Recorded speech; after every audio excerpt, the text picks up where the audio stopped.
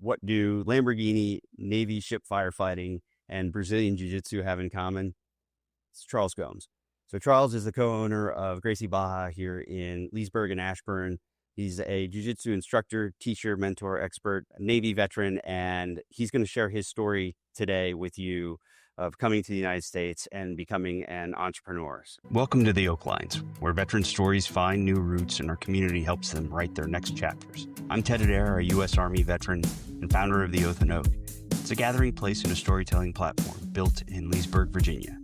We share stories of veterans finding purpose in service, business, creativity, family, and community. Each one a new way forward. At Oath and Oak, we believe service doesn't end when the uniform comes off. It just takes new forms. Through conversations, through events and workshops, we dig into how creativity, community, and emerging technology help veterans shape what comes next. And we savor each story along the way. This is the Oak Lines. Stay rooted. Find your outpost. Super excited to be here with Charles Gomes, Navy veteran, firefighter aboard ships, and former sales with Lamborghini. And those things aren't necessarily all common and connect, but over the course of the next hour, we're going to spend some time together. And Charles, thanks so much for being here and sharing your veteran story with us here at Oath and Oak. No, thank you for inviting me. This is such a huge opportunity, and also being at the great place of rebellion. I can't wait to share my story and really just talk about our veteran community and the work that can be done for the future. My name is Charles Gomes, and I was born in Brazil, a very poor town in Brazil. So I was born in a beach town. So great waves, right? Like beautiful scenery, but then you do like a 180 turn, and then there's just pure poverty. Right. I'm so grateful. I mean, I love my home country of Brazil because it's what made me, but I also have a different perspective of coming from that world and then living the American dream that I'm living today. So in 1990, my family moved here from Brazil, and we lived a modest middle-class family. Coming from Brazil, from a poor side, going straight to like a middle-class family, it was unheard of. And I remember coming off the airplane and seeing all the cars. I was like, whoa, what is this? We didn't even have TVs in our hometown. But, growing up in Southern California really helped shape who I was as a young man and where I wanted to be in the future. When you first arrived, did you have a sense of, this is a place of opportunity, and you're looking around going, people can make themselves what they want. If I can see it, I can be it. I'm interested in that. If you had that sense at an early age that the possibility was there. And then two, was there any spark of an entrepreneurial aspiration in your mind? Yeah, that's interesting because I think as I was growing up, right, because I came here as a child, right, so I was 8 years old when I came here. So those thoughts really never crossed my mind. I do remember, though, vividly, like I couldn't speak English. Obviously, it wasn't my first language. So learning English, and I remember one of the hardest things, remember when we were growing up, we always had our Pledge of Allegiance that we had to do? Yeah. So all the kids would stand up and say the Pledge of Allegiance, and I'd just stand there not knowing what to do. And then I remember like the proudest moment as a kid was the minute I learned the Pledge of Allegiance. I didn't know what it meant. I just knew the words. Yeah. Right. So my dad helped me memorize it. And I remember right when I learned it, I was like, I'm just like everybody else. Yeah. I'm just like another kid, like an American kid, like everybody else. The American dream, at least as we try to define today. What's your thoughts on that from that moment in time when you were a kid into what you've been able to work? I mean, I think coming from such a poor environment, right, and coming straight to a middle class family, I knew America was completely different. Yeah. I never knew like where America was. I just knew it was different. People had cars. My house in Brazil, we had 4 walls, a roof, but it was dirt floor. Like it wasn't. There's no carpet. It was just dirt floor. So moving to a house where you're sleeping in a bed, right? You have a car, you're going to school, you're getting educated. I wasn't educated in Brazil. And of course, as I grew up, you see it year after year. Okay, this is what people mean by the American dream. You can come from nothing and start building something for yourself and for your family. So how is the American dream doing right now? Man, I'm more optimistic than ever about the American dream. Yeah. If I could go back as a child and say, Charles, you're going to own your own business. You're going to have your own car. Put food on your table. Support your community. In Brazil, my family members are all fishermen. They go out for 3 days. They fish. They come back. And that's why I feel such a service to give back to my community because I know where I came from. And if I can help somebody like me as a child pull them up, that is what the American dream is. For sure. Right? Pulling somebody, helping somebody come to where you are, because hopefully somebody else is going to help me get to the next level as well. Maybe you could take us through your journey from the Navy and the discipline aspects that you picked up there. And then is it when you were in the Navy, is that where you discovered jiu-jitsu despite being from Brazil originally? Yeah, you know, it's funny because like obviously I trained Brazilian jiu-jitsu, right? So Brazil is the prominent name in it, but I had no idea what jiu-jitsu was back in the day. I learned it here in America. That's incredible. Which is kind of funny, right? But for me, like my journey, like getting into the Navy, I was always a patriotic kid. I loved America, man. But on just like most veterans, on 9/11 was the day that you woke up to something so horrific, and I had so many opportunities, going to school, getting educated, having great friends, people that were supporting me all the time, and I knew at that moment that I had to do something. Yeah. Nobody in my family was in the service. I just had a calling. I'm like, okay, America's giving me so many opportunities. It's my time to give back to America. And I was telling you a story about my grandpa, right? Like, since there's nobody that I had a connection. Immediately in my family that I had connection. You had to go back a generation to find that. I started texting my dad and my siblings and found out that my grandpa, who was a first generation Hawaiian, in 1940, had to change his last name because he was a Japanese immigrant, or his parents were Japanese immigrants, had to change his last name from Awaga, a Japanese name, to Keene, what it is today, right? So for him to work at Pearl Harbor, he actually had to change his last name. And tragically, right, what happened at Pearl Harbor, but he was one of the guys that went in the water, helped save people, took dead bodies out of the water. So even though my grandpa never served in the Navy, but worked in Pearl Harbor as a welder, you know, maybe it was instinctively that I was going to be part of the Navy in the first place. Well, I do like to think that men and women who serve in the military also have an instinct for service, selfless service and sacrifice. And I like to think that gets passed down from generation to generation. I know that that's certainly true for my family. I am interested in how you discovered jiu-jitsu and then the connections perhaps to the men and women that you served with. Sure. So the first time I actually ever tried jiu-jitsu was in high school. I think I was a sophomore in high school in California. I absolutely hated it. Good. This was not in the prep. I didn't think that you were going to say it was the dumbest thing. Wow. So but you got to think about it. Like, I'm a small guy, you know, I'm 165 pounds. In high school, I might've been like 130, 125. And I went to train at a school that they had no uniform, right? It was like this 4-year-old guy with chest hair laying on top of my face. I was like, this is disgusting. So that was the first time. I was like, I'm never doing this again. Yeah, that would have been a hard pass for me to just so we're. But when I got into the Navy, I was on the USS John C. Stennis, CVN 74. It's a nuclear aircraft carrier. My DC1 Rosetti, he was into jiu-jitsu. So we'd look at tapes. We'd practice on the ship. Wait, did he stop you and go, wait, you're from Brazil and you've never practiced jiu-jitsu? A little bit, but also it was just like that camaraderie that you have with your shipmates. Yeah. And people would say it was hazing, you know, now we got to be a little more careful nowadays, but we had our fun, Sure. Right? Sure. We all knew people had to go through us and they had to weather the storm, say the least. Right. But what I got from my learning jiu-jitsu, right, was the same thing I learned with my friends on the ship, was that loyalty, that commitment to each other. Sure. At the end of the day, like, it's about the mission. It's the gold medals are fun, but it's that process of going through those hardships that we really remember at the end. And that's what I really enjoyed about not only learning jiu-jitsu in the Navy, but also with our mission. You know, obviously we're part of the Operation Iraqi Freedom. Our captain went in and did his thing. Yeah. So we were super excited and we just had lots of fun while still maintaining the mission of honor and commitment. And so did jiu-jitsu stay with you from that moment? I'm curious. Did you do it while afloat or would it? Yeah, it didn't matter where. So we had our aft strap. Tell me you did it on the flight deck. That would be.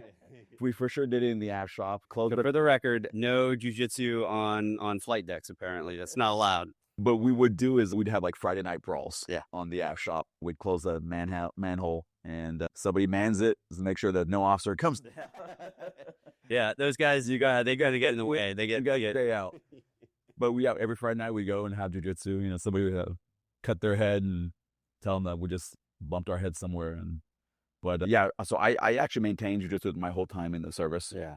And then once I got out, I found there was a Gracie Baja, the company that I'm with now. There was a Gracie Baja in my city, and I walked in, and it was a complete different experience from my first time. Like, we were in a uniform policy. Sure. I got beat up over and over and over, but then everyone's like, man, you did so good. I'm like, what? I'm like, you asshole. I'm like, beat up all the time by you guys, but the culture was completely different. Yeah. Right? It wasn't a fighting culture. It was a culture of martial arts. Would you attribute that to discipline and standards? I mean, standards are a big thing, and that's all the military, right? And one thing with Gracie Baja, we have a strong SOP process, and we're the biggest jiu-jitsu school in the world. Yeah. And everything that we do at Gracie Baja, every other brand kind of follows about 5-10 years later. Yeah. So we kind of set the standard for jiu-jitsu as a whole. And that's, I think, what I really attracted me to Gracie Baja was the structure that we had, right? The discipline that we had, and kind of tied everything back to my military service, right? You just hit on a topic that strikes me, and many veterans that I speak with when they get out, there's an absence of that structure and the discipline. And it's interesting to me that you chose something that gave you structure and discipline both while you were serving, and then and we're going to talk a little bit about your mid-career journey in sales and growth, but that building a entrepreneurial environment for yourself where you get to bring that discipline and structure to people, I think there's got to be a lot of satisfaction in that. I see immediate impact in my daily life. Sure. Of kids that come in from getting bullied. Yeah. I'll talk to one of my students the other day, and since he started jiu-jitsu, he's lost 45 pounds. It's incredible. He's like, because I've started jiu-jitsu, I've stopped drinking. I don't drink ever again. He's like, he just did there's a bike rally up in Jersey about a month ago. He's like, I go every year with my friends on my birthday. Didn't drink 1 ounce. His friends are like, what are you doing? He's like, I got jiu-jitsu the next day. I can't feel bad. It's that structure. Right? And that structure and that discipline of wanting better for yourself. Yeah. Again, it's not about the now. It's about the future. Your story of how you made that leap to take the risk and build out your thing. You decided to get out. So maybe tell me a little bit about that decision process. Sure. So I went as a damage controlman. I was a shipboard firefighter on the USS John C. So we had some great missions, had some arsons on a ship. I'm not sure why you'd arson your own ship, because that doesn't make sense to me. But I mean, every good military unit goes through a risk matrix, and you think about every possible scenario and the fact that there might be a intentional act on a ship. But it's in all walks of life, right? Yeah. And so once I decided to get out, I remember I told one of my chiefs, like, hey, I'm thinking about getting out. He's like, Gomes, you're never going to do anything with your life. And I was like, nah, I'm going to go to school, be a firefighter. I'll be good. And interesting enough, I get out, and now every once in a while he's praising me on all this stuff. I'm damn good. I'm like, thanks, Chief. I appreciate you. Hey, listen, hindsight is 20/20. We don't all call it right, but I'm certain that he is super proud. I'm proud of all he's done as well, right? Like, it was just like bringing myself back, right? There's always something gonna be negative in your life. You can either take it as a negative or you can take it as a challenge.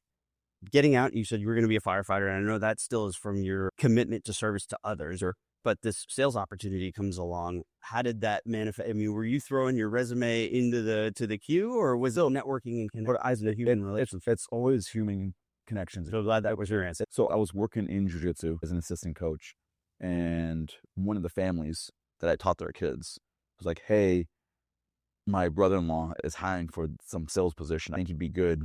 He used to play football for the Giants, and he was a center for the Giants. What years are we talking? We're big Giants fans in our household, so now I'm getting excited about it. I'm not sure what year he was. I'll find out. All right. If he's a veteran, he can come on the show. If not, he's not. Okay. All right. Okay. We'll accept that. Scott Lance.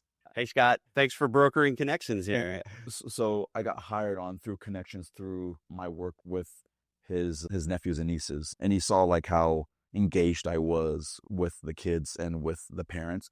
He's like, that's the type of person that I need for our sales team. Right. Managing our relationships with our trusted clients. Yep. So it's not something that business people take lightly, right? They're not just going to insert anybody in there to make And those I think you had a really good question where it was like, how did my transition happen? Because I think one thing for the businesses out there, and if you see a resume from a veteran, look at that really, really hard, right? There's some things are intangible that you can't see on paper. Sometimes we do something in the service that we think has no relations to the outside world. Sure. I was in combat. What does that have to do with sales, right? The mindset of A and B is not the same that we think through. But in reality, if you get that service member to work for your company, they're going to work harder than the person, because they're trying to prove themselves that they're not just a combat veteran. They're not just a shipboard firefighter. So they're going to do more than you expect. If you leave yourself open to those opportunities, those possibilities. And I think the other aspect of that is the human connection and the networking and the relationships, because Absolutely. I guarantee you Charles Gomes would not have ended up in, we're going to get to it, Lamborghini, if it had not been through the connections and the relationships and the authenticity. Exactly. So I give a big call to our business leaders out there. If you see a resume from a veteran, look at it really carefully, give them a shot. You have so much to gain from these servicemen and women. So I started working in sales, and one of our clients was Lamborghini headquarters here in the U.S., which is based out of Reston now. And they started using our platform, which was a CRM, customer relations management platform, because before they were just using Excel sheets. They needed somebody to run their customer relations management division because they didn't have one at the time.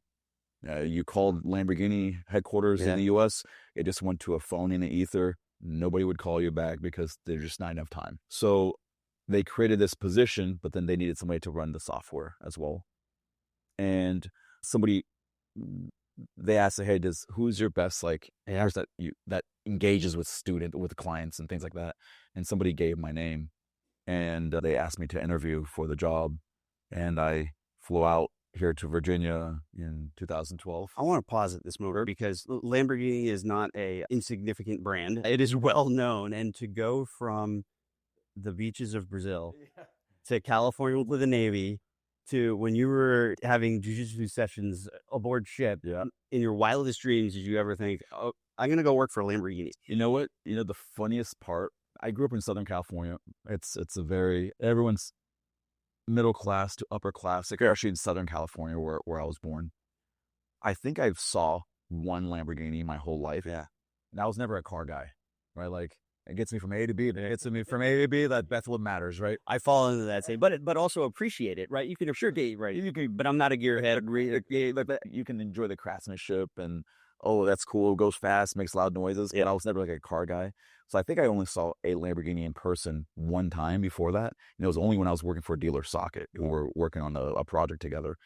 And so going from the Navy, from poor kid in Brazil to the Navy, now working for one of the most iconic super sports cars in the world, was something I could never dream about, for sure, ever.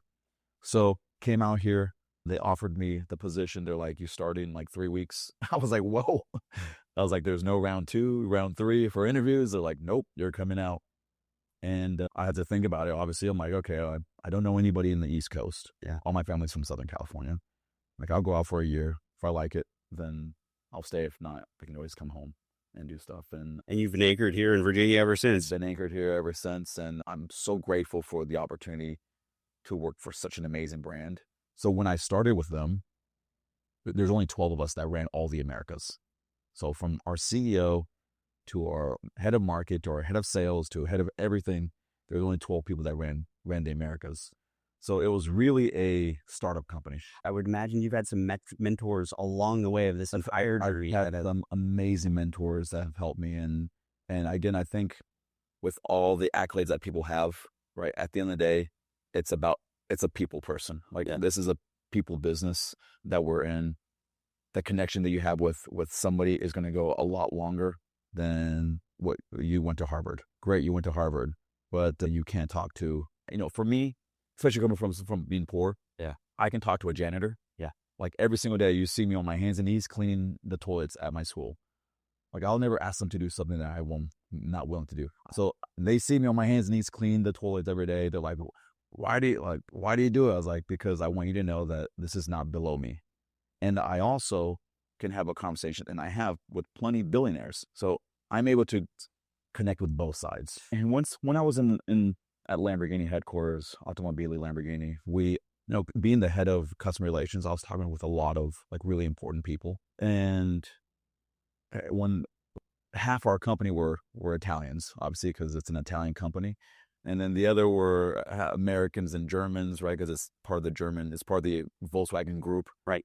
So the cultures were all very different, right? You got the Italians with their flair. You got me as a Brazilian. I just want to hang out and have fun. You got the Germans that were just on time. Let's do it. And one time I was speaking to somebody that was very important, very rich, a billionaire. And I was like, I'm not going to say his name, but hey, John. And my CEO was like, no, he's Italian. No, Charles, you can't talk to him like that. You got to say Mr.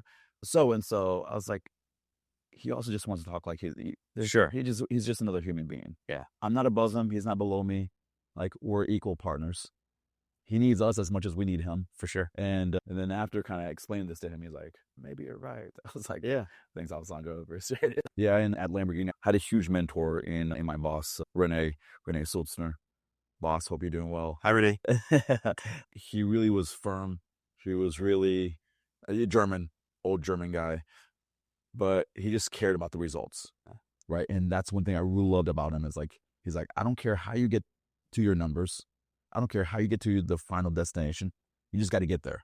And again, brings me back to my military days, right? It's all about the mission.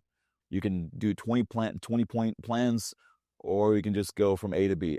Nobody cares as long as at the end result is done correctly. I want to go back to the guys and gals that you served with in the Navy, because I think it's relevant to this point, and that is you serve aboard a ship.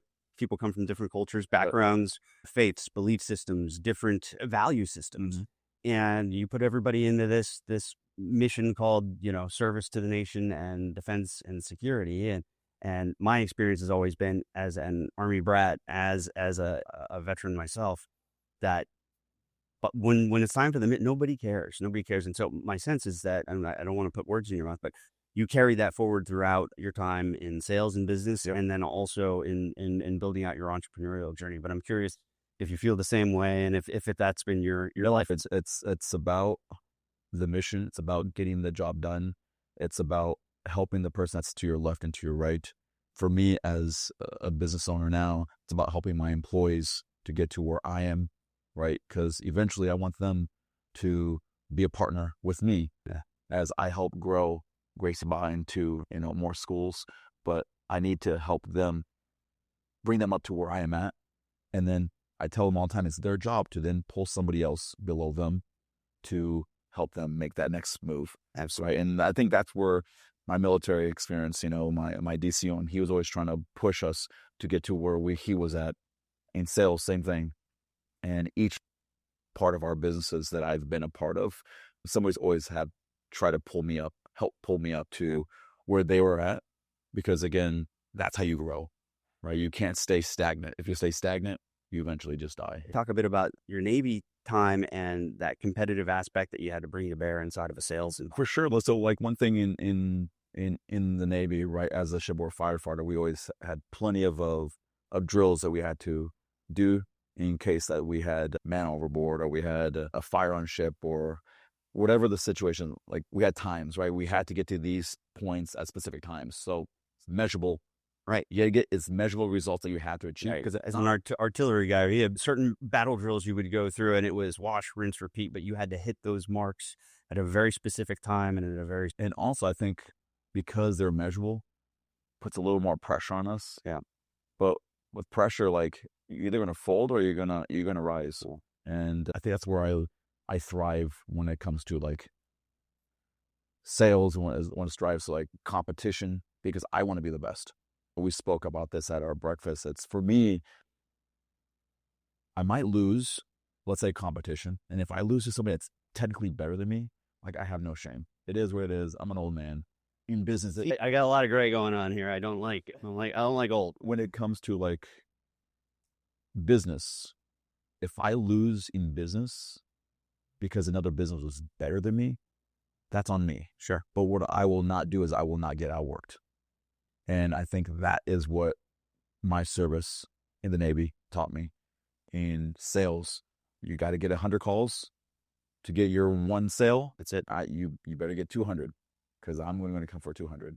Right? Funny, I was talking to a seasoned retired special forces operator, a mentor and a friend the other day, and he talked about getting out and he got into insurance sales. And one of the first things he had to do was go, and his mentor had given him a list and he said, okay, I'm coming out to visit you and we're going to go to these 10 sites and you're going to go prospect. And he remembered pulling up into the parking lot of the first one and just being like, trying to get amped up for the courage. And he was like, oh, what would the boys in the team be thinking about me right now? Like, they know what I was able to do in, high pressure situations. And here I am, highly accomplished, highly decorated, and just trying to open the door to get out the beer, to go and talk to another human. You're, crested that home. But I guess I draw that out of you because, again, I go back to veterans are capable of being entrepreneurial, and they are salespeople if they don't recognize it. And it is so critical and fundamental that I really want to dispel this notion of sales as a dirty word. No, I mean, there's different ways you can look at sales, right? So there's ethical sales, right? And then there's not, right? So I think it depends on what type of, every sales can be ethical. Sure. Right. So if the mission, you believe in the mission and you do it correctly, sales can drive a lot of good business, and it can also make you a lot of money if you do it with a good company, right? Which also allows you to kind of help your community even more. I can't tell you how much more money I'm able to give back to our community now because I have a little bit more. Yeah. I'm able to give back more now because I'm able to make more now. And so for me, like, sales isn't a dirty job, right? Like, I tell our program directors when they're learning about sales, because most of them are younger kids, young men or women. We're trying to convince them to do jiu-jitsu, but it's not in a negative way. I'm trying to convince somebody that, hey, their kid is getting bullied. Like, them doing jiu-jitsu stops them getting bullied. Yeah. The sales is just something that's part of it. It's what the end result is at the end of the day. Denzel Washington was being interviewed, and he said something to the effect of, first you learn, then you earn, then you return. Absolutely. And I thought, wow, that is a brilliant... Dave Ramsey has the same type of mindset, right? Yeah. He's got the 7 baby steps, and number 7 on the baby step is giving back. That's right. Right. So, and that's my job, and is to give it back, because again, I've been fortunate to have so much in my life that it's my job now to help somebody else, help our community. And that's why I chose Leesburg, right, as my home of where I want to build our business and build the community. Yeah. Because again, it's not for me as an individual, as Charles Gomes. It's for, how do we help our public? How do we help the students? How do we help the mom and dads make sure that their kids are stronger? We're such a iPhone-centric society right now that kids aren't coming out of their homes anymore to train. The social environment of not being able to speak with another kid except through telephone is going away very fast. And we forget that the human interaction is so important. And it's going to be even more important in the future. I'm the co-owner of Gracie Baja Ashburn. We're Bremerton area. Sure. It's where our school's at, Ryan Road and Loudoun County. And then Gracie Baja Leesburg. And so right now we're 2 schools, but there's 6 total Gracie Baja schools within our area. We have one in Gracie Baja Chantilly, who a buddy of mine owns, who's a Marine as well. That are in our area, all have come from military background. So I love the military connection. It certainly is a very, physical activity, which is part and parcel to being in the military, shape and fitness. I think the other thing that you hit on is creating spaces where students can come in and put the phone down and put the phone away and have a human interaction, human connection. I think veterans in particular are coming out of COVID, coming out of timeframes where, there's a sense of, isolation or disconnectedness.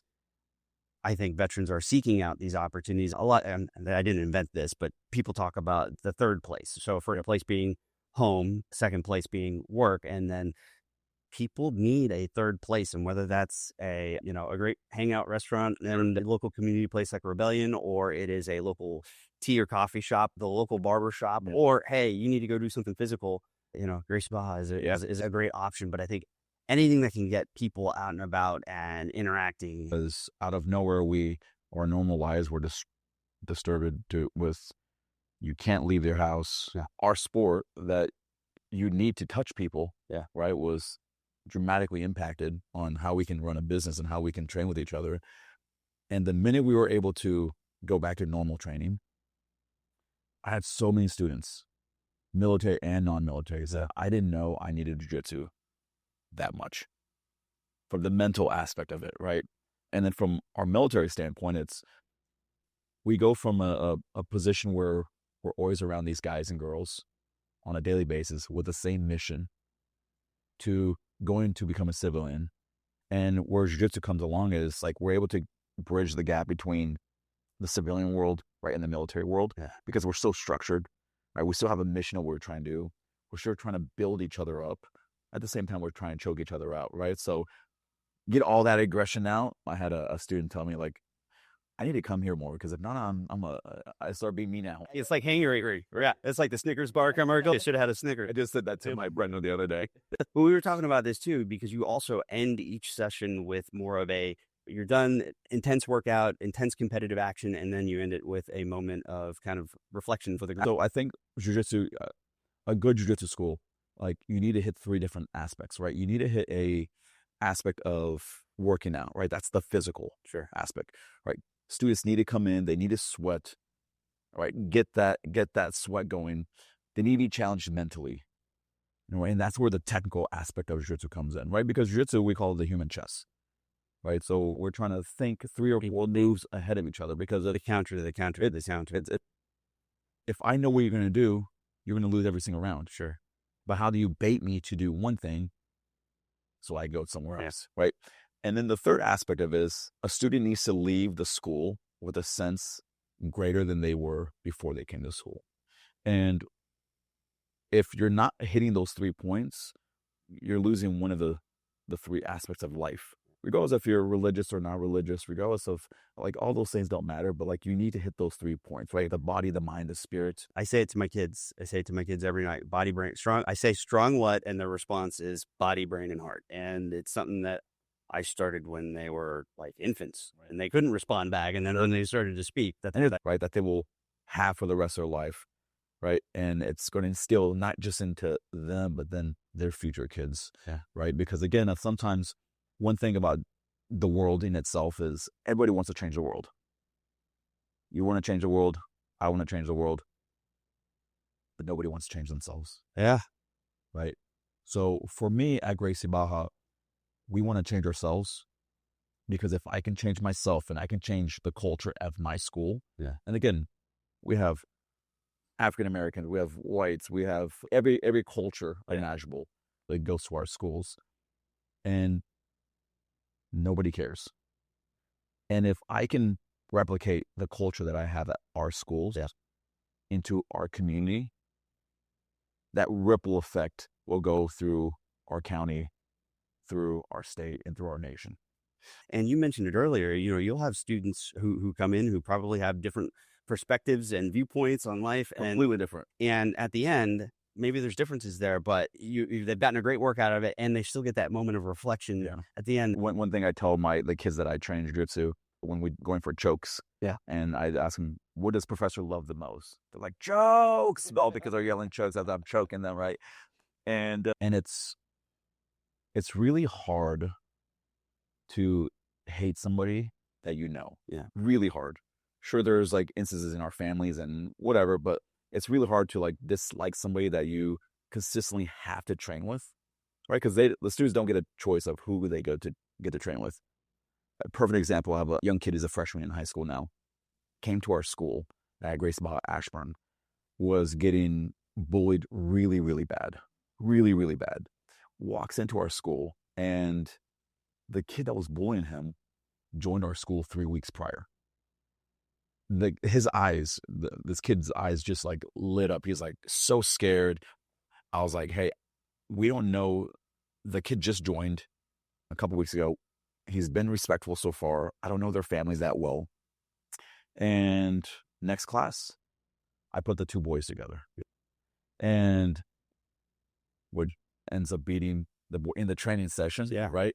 There's no more bullying, right? Because you can bully somebody when you don't know them. Yeah.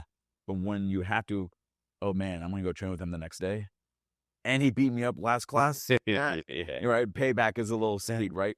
And now this kid, he just won the kids Pan American Games. Holy smokes.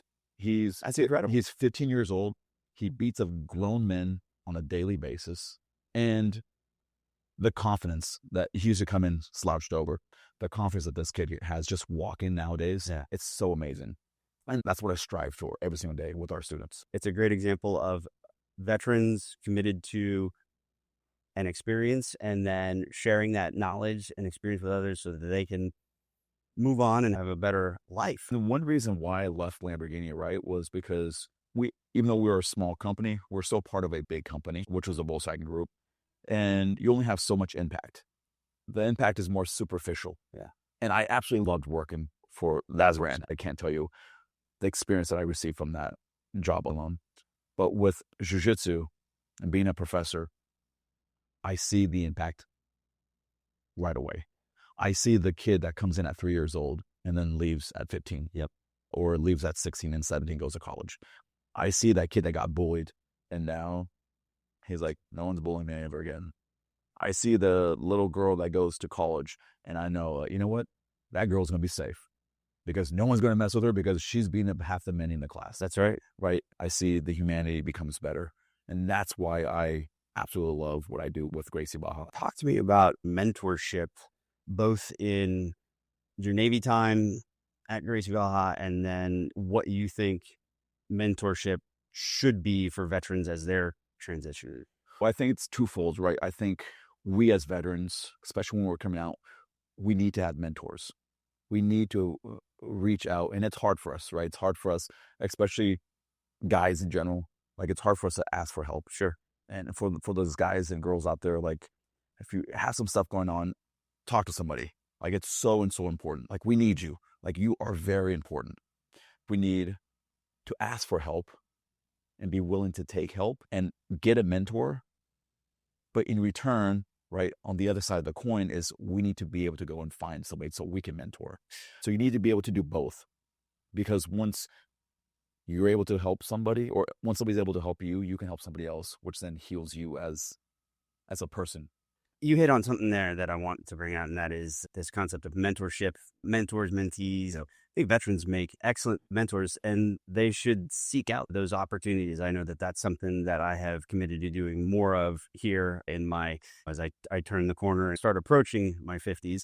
And I think that seeking out and asking for that advice, as you were saying, and finding a mentor as you transition out of the service and turn the chapter in this page. So, yeah, I'm interested in just your thoughts on mentors and how you view your own role. Because as we're getting older, we have more experience, right? And not just the military, right? But like we forget that our grandparents, our own parents, like they have so many more experience that we have that we forget to pick their brains. Whenever I see these like young kids go to so earlier when I was growing up, my mom had a elderly home care business, and I'd always go to the elderly home care facilities and just listen to their stories because they have so many more experiences. So I think as a veteran, we bring such unique experience where we have to grow up so fast, compared to the average college kid, that we bring a real world experience, but then we are still their same age and we can connect with the youth a little bit more. So one thing that I love about what I do is I'm able to impact the kids, because the kids are going to be the future, right? They're going to be our next presidents. They're going to be our next Secretary of State. They're going to be the next CEOs. And I want them to know that I love them for who they are, not because of Jiu-Jitsu. Jiu-Jitsu just kind of is what bridged the gap between us knowing each other. So I have kids coming up to me and asking about joining the military. And for me, it's such a cool experience. And it was impactful for me. And having somebody ask for my advice, I'm like, I'm a nobody, right? Like in my head, even though I have, I'm a professor and I do all this and that, in my head, I'm like, why are you asking me these questions? Like, go ask somebody that's more qualified. But when you sit back, you're like, no, I am pretty qualified. I think that's the message that needs to resonate and get to many veterans, especially post 9/11 veterans, as we are coming into that part of it has to do with the seasons of life and where you are, but seeking out those opportunities and being open to the impact that you could have on another person, whether it's a peer, somebody that's younger than you, or a veteran who's transitioning, or middle school students in a jiu-jitsu studio. So I applaud you for, yeah, having that mindset, and I'd love for others to be able. And I think that's where this space is going to be so important, right? Is we're going to be able to bring veterans with experience to mentor other veterans. In return, that's exactly this. I think this platform is going to be so huge. When somebody comes up to you and says, "Thank you for your service," sure. The one I always cringe, because for me, it feels weird because I feel like it was an obligation in a good way for me to join this service, to serve this nation because of what it's given me. So I don't know how to respond. But then on the other side, I love saying it to an older generation that served before me, right? Because I really appreciate what they did. So I always get stuck, right? Of like that awkward middle ground. So, I mean, of course I'm appreciative, but it's just like, for me, I just feel like it was an obligation for me to do, especially being an immigrant. Yeah. And to show that, man, I deeply care for this country. And I know that whatever I do, like, this country is going to be the first thing that I'm going to think of. Yeah.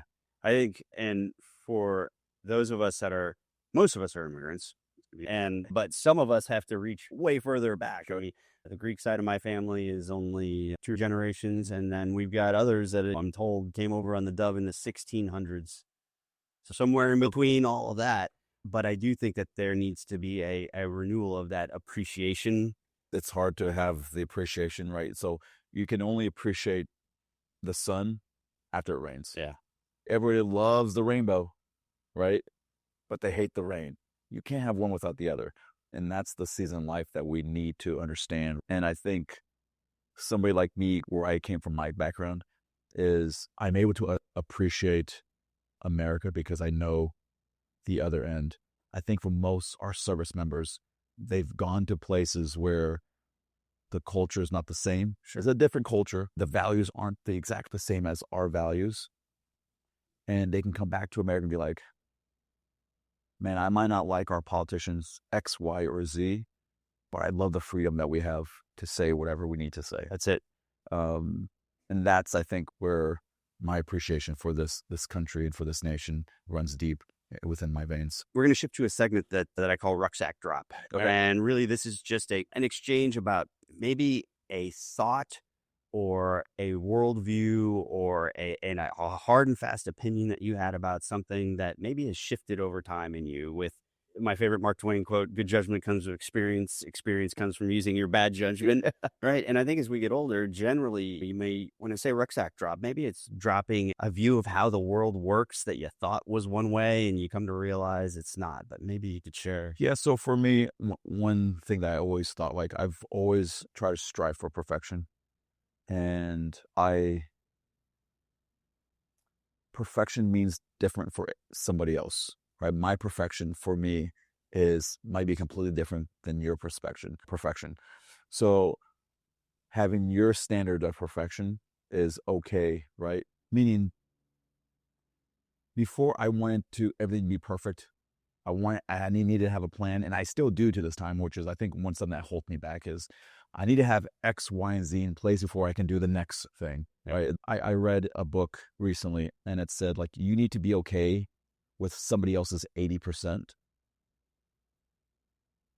even though yours is 100. Yeah. Because no one's going to give you 100% of whatever that is, because that's your values. That's what you need. But I need to be okay with somebody else's 80%. I think that's the hardest thing, is to get your wire, especially if you're a high performer, highly competitive. Sure. Being allowing that. Now, you're not going to be happy with 70% or 60% or 40%. But I agree. I think that 80-20 split, that extra 20% that you may feel like is lacking there. And it was a book called Buying Back Your Time. We'll look it up. We'll put it in the link. Josiah was like, hey, you don't take vacations. You never take time off. You're always working. He's like, you got to buy back your time. So I read the book, and one of the things is like, you got to be okay with somebody else's 80%, like for you to be able to grow. If you keep the standard at 100, you're 100, you'll always stay in the same spot because you won't be able to challenge yourself to do something other. I agree. Thank you for that. We're going to shift now to one of my favorite segments. It's the 5-minute fire mission. So we're going to try to do 5 questions, 1 minute per question. Okay. Let's start with one lesson from Lamborghini that shapes how you lead now. So one thing that Lamborghini taught me, again, is we see these gentlemen and these ladies that are really, really wealthy. And a perspective that I didn't know was that they work really hard, right? Most of these people that have these luxury cars work really hard. It's a very small percentage that are inherited money. Sure. And when I was in the customer relations side of Lamborghini, you could tell right away who came from money, and you can tell right away who made their money. Yeah. Because the people that came from money had this standard snobbiness talked down to you. Yeah. The person that made their money, which is a vast 90% of most of Lamborghini clients, they've worked really hard. And from a perspective from my earlier days, I always thought like, these people always have money. They're just any like no, they had a picture of their Countach on their wall, and that was their dream. And now they fulfilled it through hard work. Yeah. So I love that perspective too, because I think it's very, very easy to look at other people and then make a snap judgment about them across all. I'm not just talking about somebody who's wealthy or not, but I think we are so prone to do that and to speak. And you know this to be true because you've had those human interactions with all those individuals. You could probably pull up the data and go, yeah, it's 90% of those folks who are working their butts off. So the next question is, who's somebody from your military career that you think about often? One person that had a huge impact in my life was my DC1. He was an E6, DC1 Rosetti. And he's the one that really got me involved into Jiu-Jitsu. He was one of those mentors that really believed in me as a young kid. Unfortunately, just over time, like we lost connection and doesn't have social media. So I know he's in San Diego somewhere. But man, if I ever had a chance to meet him and see him again, what I have today, right, was partly because of him giving me that drive into Jiu-Jitsu. Again, I'd be owning 2 Jiu-Jitsu schools, and we were doing Jiu-Jitsu in the Ash shop and things. So DC1 Rosetti, if you're out there, please lift me up. Rosetti, we need our friends in San Diego to connect the dot. And this ties back to the mentorship we were speaking of earlier and how that does have an impact on somebody. You might not know. Yeah. You might not know it for, 15 years. And he probably doesn't know that now. He probably doesn't think I sober, but that guy had such a huge impact on my life. Next question is, how about a Navy phrase or a mantra that still guides you today? And then the other day I used it on one of my friends. I was like, hey, shipmate. And she's like, really? You're going to say me that? But a mantra that wasn't from the military that I live by on a daily basis is hard work beats talent when talent doesn't work hard. Yeah. Right? I'm not the smartest guy, but I promise you're not going to outwork me. So you can have all the degrees you want. You can have all the accolades you want, but I'll be, there are times where you'll drive by the school at 1:00 in the morning and I'll still be there. And I'm cleaning the floors or doing paperwork, whatever it is. For me, hard work has to come first. Eventually, I had to start working on the other aspect of it, which is like working smarter, right? And combining those two. But for me, hard work beats talent when talent doesn't work hard. I think that is something that is generally in the DNA of most veterans that I interact with. And that's really why I want to get this message out to folks, that your path, after you serve your country and now you've earned the right to explore other opportunities, that we can't imagine something that is unstructured, or can't imagine a world where, you could chart truly your own path. And what I'm aiming to do here is create a community and environment where people can really give some long thought to how they chart that next path. Yeah. I want to move to a next segment that I called Forward March. Okay. And Forward March really is about moving forward. And I would love your thoughts on what you would share with other veterans that are considering something entrepreneurial, that are looking to, turn the page, maybe share either some thoughts of inspiration or some thoughts about how you went through your decision process of, hey, it takes risk, right? It takes some guts to go and do something that's not just kind of what's in front of you, but charting a path. Or maybe you could share that. Once I decided to start my own business, it was hard, right? Because growing up, especially in jiu-jitsu, like I think as kids in general, especially those that have like entrepreneurial mindset, like you're always like, oh, I want to be my own boss. Yeah. And it's because you'll tell somebody, hey, I want to be a jiu-jitsu instructor. Somebody will tell you, you don't make money doing that.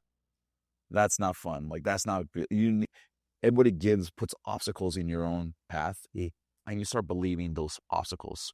And for our military service members, write down your goals in pen. Yeah. Because those are steadfast. It can't be erased. Write your goal, your goals are going to be in pens, but your actions should be in pencil, because sometimes you got to redirect those actions. Oh, yeah. And don't allow the negativity of somebody else's, because they couldn't do it themselves. They're going to start putting that on you. They couldn't be business owners, so now they're telling you that you can't. So unfortunately, sometimes our own families are our worst critics. Sure. Right? You tell them, oh, I'm going to do this, and no, you can't do it because X, Y, and Z. And for me, I never cared what other people say, which is a good thing and a bad thing. Unfortunately, if you think I'm an asshole, then I'm an asshole. Right? No. Your sailor review is still the same. I put it in the ground rules. I said, hey, we're just put disclaimers up front. It's absolutely fine. Again, your opinion of me does not determine who I am. Right. The opinion of myself determines who I am. And so for those that are looking to get out of the service and change that chapter, if you have a goal, have a plan, have an action plan behind it, a sustainable action plan behind it. Same thing you did in the service. March through, head down, don't allow the distraction behind you. If you're going to do it, go full bore. If not, then step back and kind of reevaluate. Yeah. Don't go half. I think that's the key lesson here, because certainly what I don't want to do is make it seem like the path in an entrepreneurial journey on your own is this easy one and it's just all gonna come in the easy path. So many sleepless nights. Yeah. Worrying about how am I going to pay bills. I remember when I opened up Gracie Baja Ashburn, I just saw like my bank account because I just used all my money. I didn't go to the bank because I figured I wanted it to be mine. Yeah. If I get money from the bank, then it's going to be the bank's business until I pay it off. I just go down to like $3,000 at that point. I was like, how am I going to pay rent? How am I going to pay employees? Is this going to really work? Am I putting myself in a position where I'm going to fail? And so it's not easy, right? But once you've gone over that little hump, and as long as you work hard, this is the beauty about America, right? If nowhere else in the world, if you want to work hard, you'll make it in America. And that's what I'll tell our veterans is believe in what America offers. I love that message line. It's that old saying, if you want to go fast, go alone. If you want to go far, go with a group. And having a network of people around you that can be a sounding board and can say, hey, I think there's a difference between people that are being negative in your life because they are just truly holding you back. And I think that's where this is going to be a huge platform, right? Because you can come to a place and surround yourself with other people in your business or in the same mindset that you have, and they'll give you honest feedback on what's good and what's bad. Right? We don't want our brothers and sisters to fail, but constructive feedback is really good for all of us. It's when most people have never done something in their life and then telling you can't do it. Yeah, that's what I don't go for sure. And for our veterans, right? Like you have to have a business plan, right? This isn't me saying go and jump and just see how it goes. No, you have to have a plan in place. Right. You have to be committed to it.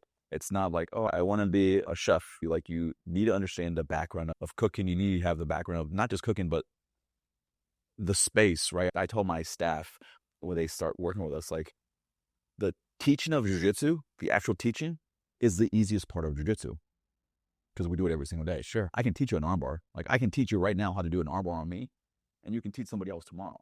Like that's the easy part. It's going to be the next episode. But it's not the armbar or chokes that are teaching for my staff. Sure. It's the human connection with the students. It's the parent that calls and says, my son is having trouble at school. He listens to you. Can you have a conversation with him in the next class? It's the understanding the business side to grow the business. So the teaching of the jiu-jitsu is the easiest part, and that's the most fun part. The hard part is sitting down, looking at the numbers, looking at your P&Ls. Yep. And you have to understand all those before you get into the business side. And that's where I think Lamborghini helped tremendously, right? Because I was in an entrepreneurship environment. And I took so many of those back, as well as my military service. So I think the lesson there also is for veterans, don't discount your military service and the lessons learned and the knowledge, skills, and abilities that you brought forth. I think that those have direct applicability. I mean, you've heard it here with Charles's story. When I typically close these out, it's a little bit of a call to action. One of the things Oath and Oak is committed to is not only sharing the stories of veterans, but also the either initiatives or efforts or things that they are passionate about. Is there a particular mission set? Obviously, it's your students, either a non-for-profit or other aspects of your commitments to the community. Yeah, for sure. So there's a couple of things. Obviously, Gracie Baja, the brand that I'm with, Gracie Baja Ashburn, Gracie Baja Leesburg, and our motto is Jiu-Jitsu for everyone. Another one is I'm huge into supporting our military veterans. So I try to partner up with Veteran Success Group, local nonprofit that do amazing things for our service members. And actually, I'm about to be doing on Veterans Day, I'll end with a 35-hour training session. That's right. So I'm going to train for 10 minutes with 1 minute round off for 35 hours with different people. And all the money I receive will go towards this nonprofit. And then one of my things that I absolutely love is there's a group that I'm part of that I'm a moderator for, is the social collectives, Loudoun County social collectives, where we focus on shouting out businesses. So it's business owners shouting out each other. Yeah. We're at 28,000 members in this group. And I tell them all the time, if we all buy from each other, we all rise together. Yeah. So helping shout out businesses and letting our community know that, hey, this person is here. And Olitos just reopened next door to our school. So we're having a huge party. I'm going to buy pizza from them. I'm going to shout them out on social media. So servicing and also helping our community know that there are some amazing businesses out there, specifically those that are veteran-owned businesses. Yeah. I'm so glad that you mentioned that, because that's also, we at Oath and Oak are super excited to be a supporter and engager in that exact same kind of activity. Yep. So you'll be hearing more from us in the future about, promoting veteran-owned and operated businesses like yours. So I think that kind of brings us to the conclusion of things here today. Is there anything else that you would want to leave the audience with? No, for those that are thinking about doing jiu-jitsu for your kids or for you, find a good school that's around. If there's a Gracie Baja school that's in your area, please go to that school. If there's not a Gracie Baja, see if they're clean. See if there's a curriculum, see what the vibe and the atmosphere is, and judge it for yourself.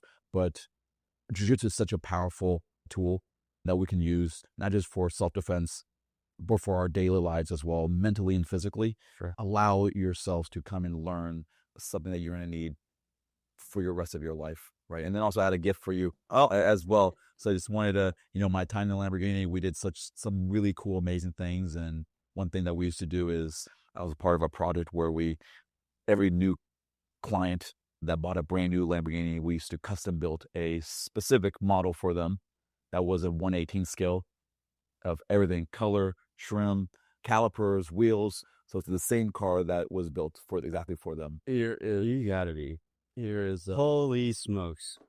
Charles, it was 1/18 scale model. Look, Ma, Dad, it's my very first Lamborghini. Finally made it. I've made it. This is incredible. I mean, I can't even, the detail and the craftsmanship, and this came from overseas? Yes, it came from Italy. This is beautiful. I can't wait to take her out on the road and go for a spin, and this is amazing. This is definitely going to be proudly displayed in our Oath and Oak outpost. And I can't thank you enough. This is going into a special spot. This is unbelievable. I can't thank you enough for spending the time here today. excited and proud to have, your connection and support of what we're working to build here at the Oath and Oak. And for folks that are joining and listening for the first time, Oath and Oak Outpost, we're dedicated to telling veterans stories here, helping veterans build and chart their path to their next transition to whatever adventure they are seeking next. We're building a community that is focused on networking, mentorship, and ultimately anchored in community. As folks want to support, you can go visit. So you can go to Gracie Baja or Gracie Baja Ashburn or GracieBajaLeesburg.com and just stop by, come say hi. Don't need to train if you just want to kind of stop by and say hello. But I'd love to be able to teach you a lesson for free on me, 2 weeks free on me. So just let me know. And come say, hey, shipmate. That's right. Thanks again. Thanks for joining us on the Oath Lines. Follow Oath and Oak on Instagram, LinkedIn, Facebook, and subscribe to our YouTube channel at the Oath and Oak Outpost. Stay rooted. Find your outpost.